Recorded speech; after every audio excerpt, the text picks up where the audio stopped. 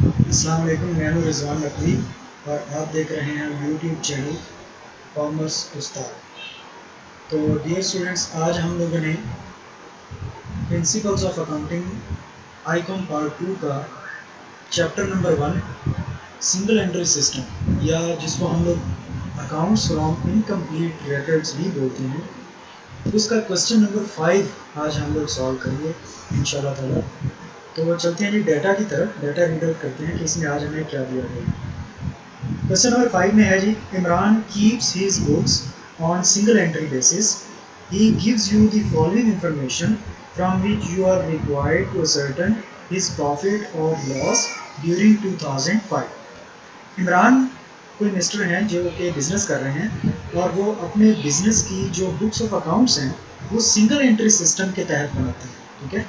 और उन्होंने आपको ये डाटा दिया है और इस डाटा से आपने उनका प्रॉफिट या लॉस मालूम करना है जो उन्होंने 2005 का कमाया है या बर्दाश्त किया। तो पर्टिकुलर्स में देखें तो हमें पर्टिकुलर्स में दो डेट्स दी गई हैं, जनवरी 1 2005 और दिसंबर 31 2005। तीन कॉलम्स हैं हमारे पास, पर्टिकुलर्स जनवरी 1 2005 और दिसंबर 31 2005, ठीक है। ये स्टार्टिंग डेट है और ये एंडिंग डेट है। यहाँ पर आपको कुछ एसेट्स और लाइबिलिटीज नजर आ रही होंगी। ये एसेट्स और लाइबिलिटीज की अमाउंट्स हमारे पास मौजूद हैं, यानी कि ओपनिंग एसेट्स और लाइबिलिटीज यहाँ पर मौजूद हैं इस कॉलम में, और क्लोजिंग एसेट्स और लाइबिलिटीज हमारे पास 31 दिसंबर 2005 वाले कॉलम में मौजूद है, ठीक है। तो ये ओपनिंग एसेट्स और ओपनिंग लाइबिलिटीज की मदद से हम ओपनिंग कैपिटल मालूम कर लेंगे, और ये जो क्लोजिंग एसेट्स और क्लोजिंग लाइबिलिटीज की अमाउंट्स होंगी यहाँ से हम लोग क्लोजिंग कैपिटल मालूम कर लेंगे, ठीक है। आगे चलते हैं जी। Imran has withdrawn ₹4000 during the year. Imran ने 4000 रुपये साल के दौरान निकलवाए। इमरान जो भी पैसे बिजनेसमैन अपने ज़ाती इस्तेमाल के लिए निकलवाता है या जो भी पैसे वो निकलवाएगा वो उसकी ड्राइंग्स कंसिडर होंगी। तो ये 4000 रुपये इमरान की ड्राइंग्स हैं, ठीक है। But he has introduced fresh capital of ₹2000 on July 1 2005। यानी कि साल के मिड में जाके तकरीबन 1 जुलाई 2005 को मिस्टर इमरान ने फ्रेश कैपिटल भी बिजनेस को दिया, यानी कि मजीद इन्वेस्टमेंट दी, मजीद कैपिटल दिया है। ये कैपिटल जो है ये इसका कहलाएगा एडिशनल कैपिटल, ठीक है। A provision of 5% on salary debtors is necessary. ये बिजनेस की पॉलिसीज होती हैं, इस पॉलिसी के अकॉर्डिंग इस बिजनेस में सैलरी डेटर्स के ऊपर 5% प्रोविजन रखी जाएगी। प्रोविजन का मतलब है कि इतने डेटर्स ऑलमोस्ट, यानी कि जितने भी इस बिजनेस के टोटल डेटर्स हैं उसका ऑलमोस्ट 5% जो है वो बैड डेट्स होने के चांसेस होते हैं, यानी कि इतने पैसे डेटर से रिकवर ना होने के चांसेस हैं, ठीक है। तो इसलिए हर बिजनेस की अपनी अपनी पॉलिसीज होती हैं, उस नुकसान को पूरा करने के लिए वो कुछ अपने पहले से ही कुछ अपने पास प्रोविजंस कैलकुलेट करके रख लेता है, ठीक है। तो सन्ड्री डेटर्स की प्रोविजन है 5%। इसका मतलब है कि सन्ड्री डेटर्स हो सकता है हमारे 5% से कम हो जाए, ठीक है। साल के एंड पे जब हम लोग पहुंचेंगे तो 31 दिसंबर को जो हमारे डेटर्स होंगे, सन्ड्री डेटर्स, यहाँ पर आप देख सकते हैं सन्ड्री डेटर्स लिखा हुआ है, और 31 दिसंबर को इसकी जो क्लोजिंग डेट है उस पर उसकी अमाउंट जो है वो 8000 है, ठीक है।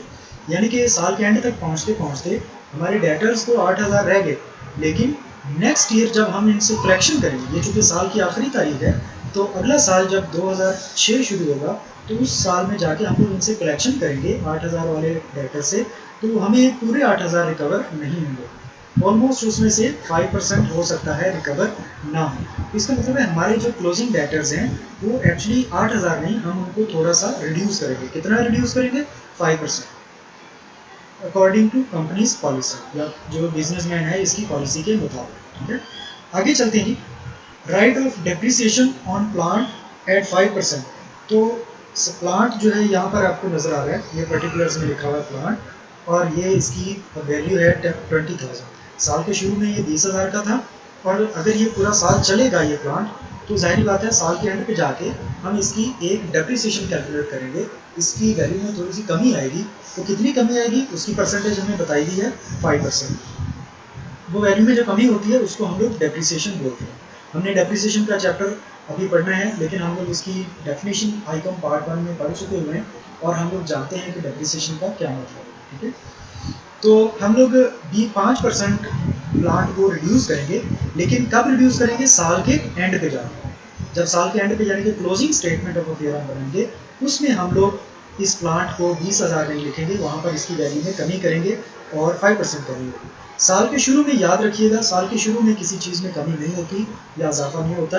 ये जो कुछ भी इजाफा या कमी करनी होती है, ये हमने साल के एंड पे जाके करनी होती है। ड्यूरिंग द ईयर जो कुछ भी होता है उसकी कैलकुलेशन साल के एंड पे होती है। ठीक है, तो ये सारा डाटा है। आपने आई होप के इसको एग्जामिनेशन कर लिया होगा, आपके सामने बुक्स भी होंगी, और अगर नहीं है तो यहाँ से आप डाटा रिकॉर्ड कर सकते हैं। डाटा रिकॉर्ड कर लिया, अब हम चलते हैं इसके सोल्यूशन की तरफ। सोल्यूशन में देखते हैं जी कि हमने इसको आज क्वेश्चन को सॉल्व कैसे करें। सोल्यूशन के लिए सबसे पहले हमें कहा गया था कि प्रॉफिट या लॉस मालूम करें। बिजनेस का प्रॉफिट या लॉस मालूम करने के लिए आपको पता है कि हम लोग प्रॉफिट एंड लॉस स्टेटमेंट बनाते हैं। ठीक है, ये हम लोग बनाएंगे, इसका स्केच मैंने पहले ही आप लोगों के लिए बना के रख लिया हुआ है। और हमें इस क्वेश्चन में ओपनिंग कैपिटल नहीं दिया गया था, लिहाजा हमें ओपनिंग स्टेटमेंट ऑफ अफेयर्स बनानी पड़ेगी। यह हमने स्टेटमेंट ऑफ अफेयर्स का पहले ही स्केच बना के रख लिया है। इसमें हम लोग एसेट्स और लाइबिलिटीज लिखेंगे और हमारा ओपनिंग कैपिटल इजीली कैलकुलेट हो जाएगा। फिर हमें क्लोजिंग कैपिटल भी नहीं दिया गया था, तो उसके लिए हम क्लोजिंग स्टेटमेंट ऑफ अफेयर बनाएंगे। क्लोजिंग एसेट्स और क्लोजिंग लाइबिलिटीज की मदद से हम लोग क्लोजिंग कैपिटल मालूम कर लेंगे। ठीक है, ये 3 हमें स्केच कंप्लीट करने पड़ेंगे और हमारा सवाल मुकम्मल हो गया। तो चलते हैं जी, हम लोग पहले ओपनिंग स्टेटमेंट ऑफ अफेयर्स और क्लोजिंग स्टेटमेंट ऑफ अफेयर्स को फिल कर लेते हैं, ताकि हमारे पास दोनों कैपिटल आ जाए और फिर हम लोग बड़ी आसानी से हम लोग अपना जो प्रॉफिट एंड लॉस स्टेटमेंट है उसको हम लोग कवर कर जाएंगे, उसको कंप्लीट कर लेंगे। ठीक है, तो चलते हैं जी, हम लोग सबसे पहले ओपनिंग स्टेटमेंट ऑफ अफेयर्स बनाते हैं। ओपनिंग स्टेटमेंट ऑफ अफेयर्स के लिए सबसे पहले ऊपर हमने लिखना होता है बिजनेसमैन का नेम, और आपको बिजनेसमैन का नेम क्वेश्चन में बताया गया था। याद है जी आपको क्या बिजनेसमैन का नेम था? बिजनेसमैन का नेम था मिस्टर इमरान, तो हम यहाँ पर लिख लेते हैं इमरान। ठीक है, उसके बाद हम लिखेंगे एज ऑन। एज ऑन यानी कि स्टार्टिंग डेट। तो स्टार्टिंग डेट हमें क्या बताई गई थी क्वेश्चन में? स्टार्टिंग डेट थी जनवरी फर्स्ट 2000 जी 2000 क्या था 5, तो जनवरी 1 2005 ये हमारी डेट लिख दी गई, ये स्टार्टिंग डेट है। और हम लोग यहाँ पर एसेट्स और लाइबिलिटीज भी स्टार्टिंग डेट वाले लिखेंगे। तो पहले हम एसेट्स लिख लेते हैं। एसेट्स आपको याद है जी कौन कौन से हैं? सबसे पहले हम लोग लिखेंगे बैंक बैलेंस, दूसरे नंबर पे जो एसेट था वो था सन्ड्री डेटर्स, तीसरा एसेट क्या था जी? तीसरे नंबर पे सॉरी लाइबिलिटी लिखी हुई है सन्ड्री क्रेडिटर्स, तो हम उसको यहाँ पर लाइबिलिटी साइड पे ले जाते हैं, सन्ड्री क्रेडिटर्स। ठीक है, उसके बाद नेक्स्ट लिखा हुआ है क्वेश्चन में सन्ड्री क्रेडिटर्स के बाद स्टॉक, और स्टॉक के बाद लिखा हुआ है प्लांट, और प्लांट के बाद लिखा हुआ है फर्नीचर। हमने सारे एसेट्स और लाइबिलिटीज लिखी है। अब इनके सामने हमने अमाउंट्स लिखी हैं। ठीक है, तो बैंक बैलेंस की अमाउंट कितनी है? You can see 3000। यहाँ पर आपको दो बैंक बैलेंस की अमाउंट्स नजर आ रही हैं 3000 एंड 5000, लेकिन आपने फिलहाल कौन सी लिखनी है? 3000। 3000 आपका ओपनिंग बैंक बैलेंस था और आप इसको ओपनिंग स्टेटमेंट ऑफ अफेयर्स ही बना रहे हैं। ये बहुत ख्याल रखना है आपने यहाँ पर कि आपने ओपनिंग स्टेटमेंट ऑफ अफेयर्स बनाते हुए ओपनिंग वाली ही अमाउंट्स लिखनी है। ठीक है जी, 3000, उसके बाद सन्ड्री डेटर्स की अमाउंट 5000, उसके बाद स्टॉक की वैल्यू है 2000, प्लांट की वैल्यू है 20000 और फर्नीचर की वैल्यू है 2000। ठीक है, इसी तरह सन्ड्री क्रेडिटर्स की वैल्यू 4000। एसेट्स और लाइबिलिटीज लिखने के बाद हम क्या करते हैं? एसेट साइड का टोटल करते हैं। एसेट साइड का टोटल किया तो ये आप कैलकुलेट करके देखेंगे तो कितना आएगा? 32000। ये टोटल एसेट्स। और हम लोग कैपिटल कैसे मालूम करते हैं? टोटल एसेट्स में से लाइबिलिटीज को माइनस करते हैं। तो एसेट्स का ही टोटल हम यहाँ पर लेके आ गए, लाइबिलिटी साइड पे 32000 और इसमें से हम लोग माइनस करेंगे लाइबिलिटीज। लाइबिलिटीज माइनस करने के बाद जो हमारे पास बाकी वैल्यू बचेगी वो कहलाएगी कैपिटल, और उसके नीचे हम ब्रैकेट में क्या लिखते हैं जी, बैलेंसिंग फिगर। बैलेंसिंग फिगर के अब हम मालूम करते हैं कि ये कितना आता है कैपिटल। तो 32,000 में से 4,000 माइनस करें तो बाकी बचेगा 28,000। तो ये आ गया जी हमारा ओपनिंग कैपिटल। इसी तरह हम कैलकुलेट करते हैं क्लोजिंग कैपिटल। उसके लिए भी हम लोग स्टेटमेंट ऑफ अफेयर्स के ऊपर लिखेंगे मिस्टर इमरान, और statement of affair second line में, और थर्ड लाइन में लिखेंगे एज ऑन। डेट क्या थी क्लोजिंग डेट, 31 दिसंबर 2005। ठीक है, 1 जनवरी 2005 से 31 दिसंबर 2005। ठीक है जी। अब हम लोग लिख लेते हैं दोबारा एसेट्स और लाइबिलिटीज। एसेट्स और लाइबिलिटीज में सबसे पहले एसेट्स लिखते हैं। एसेट्स में क्या आएगा, बैंक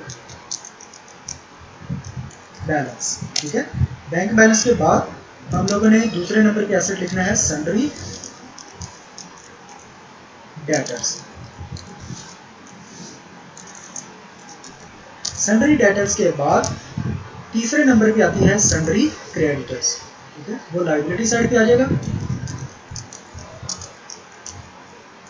सन्ड्री क्रेडिटर्स। और फिर हम लोग एसेट आ गया, नेक्स्ट एक और एसेट आ गया, इसका नाम है स्टॉक। स्टॉक के बाद प्लांट, और प्लांट के बाद फर्नीचर। ठीक है, अब हमने इनकी वैल्यूज लिखी है, लेकिन वैल्यूज लिखने के बाद से पहले आप लोगों ने याद रखना है कि ये क्लोजिंग स्टेटमेंट ऑफ अफेयर्स बन रही है। यहाँ पर एसेट्स और लाइबिलिटीज में जो कमी या इजाफा हुआ है उसको यहाँ पर नोट किया जाएगा। ठीक है जी, तो वो आपने याद रखना है, वो कैसे कैलकुलेट करना है वो भी आप ध्यान से देखिएगा। तो चलते हैं जी, सबसे पहले बैंक बैलेंस की वैल्यू लिखते हैं। बैंक बैलेंस था 5,000। ठीक है, तो हम यहाँ पर लिखते हैं जी 5,000। सन्ड्री डेटर्स, सन्ड्री डेटर्स की अगर आपको याद हो, क्वेश्चन में अगर आप देखें तो क्वेश्चन में लिखा हुआ था सन्ड्री डेटर्स की हमने प्रोविजन रखनी है 5%। 5% हमने सन्ड्री डेटर्स की प्रोविजन रखनी है, यानी कि सन्ड्री डेटर्स में से हमने 5% को माइनस करना है। ठीक है, तो चलते हैं सोल्यूशन में। सोल्यूशन में चल के हम देखते हैं कि सन्ड्री डेटर्स को हमने कैसे माइनस करना है। यहाँ पर हम सन्ड्री डेटर्स के नीचे ब्रैकेट लगाते हैं, और ब्रैकेट लगा के हम लोग कैलकुलेट करते हैं कि हमने इसमें से कितना माइनस करना है। ठीक है, तो सन्ड्री डेटर्स की वैल्यू है 5,000, इसमें से माइनस करेंगे 5,000 का 5%, 5,000 मल्टीप्लाइड बाई 5 डिवाइडेड बाई 100। ठीक है, bracket close. Sorry, bank balance की अमाउंट मैंने लिख ली, सन्ड्री डेटर्स की जो वैल्यू थी दैट वाज 8,000। अगर आप क्वेश्चन में देखें तो सन्ड्री डेटर्स की वैल्यू 5,000 नहीं है बल्कि 8,000। ठीक है, तो 8,000 में से उसी 8,000 का 5% माइनस करें। इसको कैलकुलेट कैसे करना है, पहले आपने 8,000 ये वाला, इसको आपने मल्टीप्लाई करना है 5 से, डिवाइड करना है 100 से। ठीक है, तो जब आप 5 से मल्टीप्लाई करके 100 पे डिवाइड करेंगे तो आपके पास आंसर आएगा 400। ठीक है, वो 400 आप माइनस करेंगे 8,000 में से। ठीक है, और इसको जो भी बचेगा बाकी रकम वो आपने यहाँ पर लिख देनी है। तो यहाँ पर आप देखेंगे तो आपकी बाकी रकम जो है वो बची है 7,600। ठीक है, हम इसको कैलकुलेट करके देख सकते हैं। तो स्टॉक लिखेंगे जी, उसके बाद स्टॉक की वैल्यू कितनी है, स्टॉक की वैल्यू है 3,000।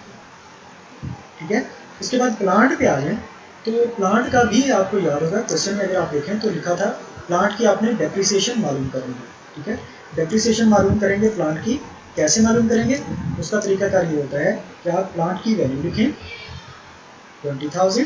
ठीक है, आपने 20,000 लिखा। अब आपने क्या करना है, इसमें से इसकी जो डेप्रिसिएशन है वो आपने माइनस करनी है, लेस डेप्रिसिएशन।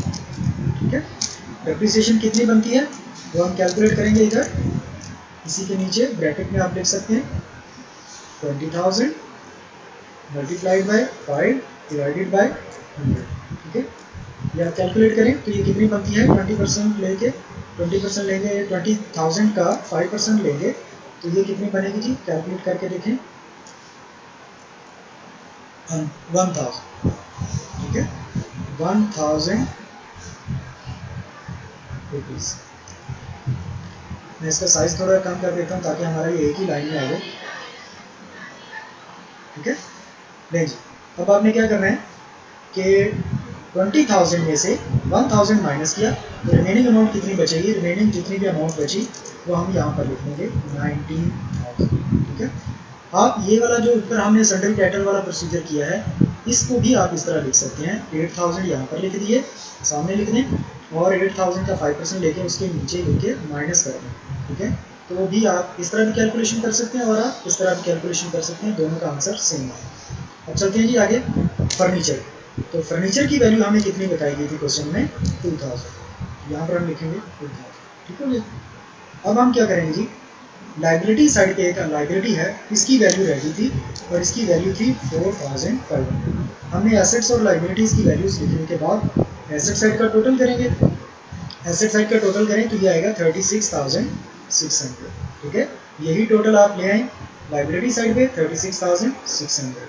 इसमें से ये एसेट्स वाले टोटल में से लाइबिलिटीज़ को माइनस करें तो जो रिमेनिंग अमाउंट बचेगी वो हमारी कहलाएगी कैपिटल। और ब्रैकेट में लिखेंगे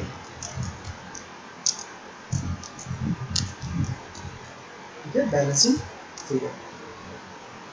बैलेंसिंग फिगर कितनी आती है वो आप कैलकुलेट करें। 36,600 में से 4,500 माइनस करेंगे तो रिमेनिंग अमाउंट बचेगी 32,100। नहीं जी, ये हमारा आ गया क्लोजिंग कैपिटल। अब क्लोजिंग कैपिटल भी आ चुका है, ओपनिंग कैपिटल भी हम कैलकुलेट कर चुके हैं। अब हम बड़ी आसानी से अपनी statement of profit and loss बना सकते हैं। तो प्रॉफिट एंड लॉस स्टेटमेंट में सबसे पहले हम लोग लिखेंगे क्लोजिंग कैपिटल। और क्लोजिंग कैपिटल की वैल्यू अगर आपको याद हो, अभी अभी हमने कैलकुलेट की थी 32,100। ठीक है, उसके बाद हमने इसमें ऐड करना होता है, एक ही चीज़ ऐड होती है, वो है ड्राइंग्स। ठीक है, ड्राइंग्स की वैल्यू अगर आपको याद हो तो हमें बताई गई थी क्वेश्चन के अंदर, वो थी 4,000।